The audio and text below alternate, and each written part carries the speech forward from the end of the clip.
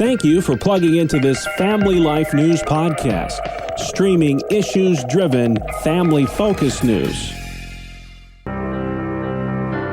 Welcome back to another edition of Real Answers with Christopher Anderson. Wednesdays during the Noon Report, we tackle the tough topics facing today's families with licensed mental health counselor Christopher Anderson. And well, Chris, as COVID continues to hit hard, we follow up on a segment that we did last year on grieving, but from a bit of a different angle. Yeah, Brandon, sure thing. When someone passes away, there is so much pain and often shock associated with the loss, especially if it was an unexpected loss. Friends and family members of the person experiencing the loss will rush in to help and give support, as you would expect. But the thing is, what happens after the first couple of weeks or so? That's what we're going to discuss today. It sounds like there is a loneliness and emptiness that can really persist.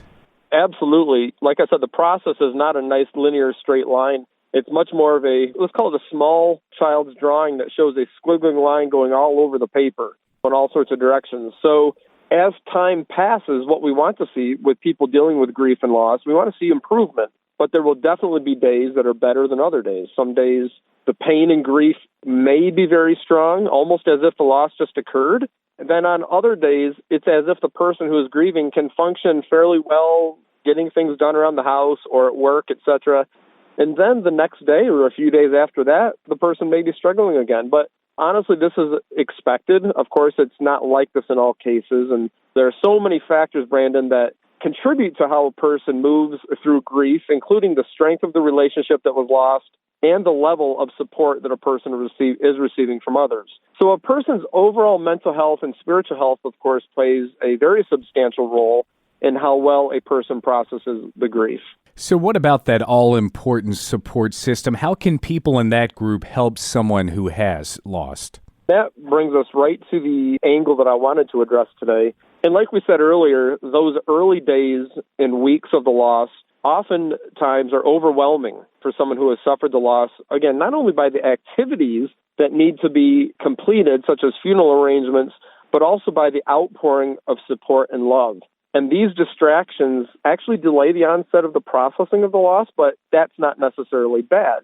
A person who has suffered the loss is grieving, but they're so busy with the preparations and meetings that they have, they truly haven't had time to just really process and consider that loss and start to work on how they're going to move forward. It's after the first few weeks that can be very difficult for folks. The cards that were being sent to the mail, they've stopped coming in. The meals that were being delivered to the house by other caring friends and family members, they've stopped. And now the person or the people of the family, let's say, it's not just always one person, but the people in the family are beginning to face life without their loved one. So here are just a couple of things to keep in mind when you are looking to support those who have lost loved ones. For one thing, number one, keep an eye on those folks that are grieving.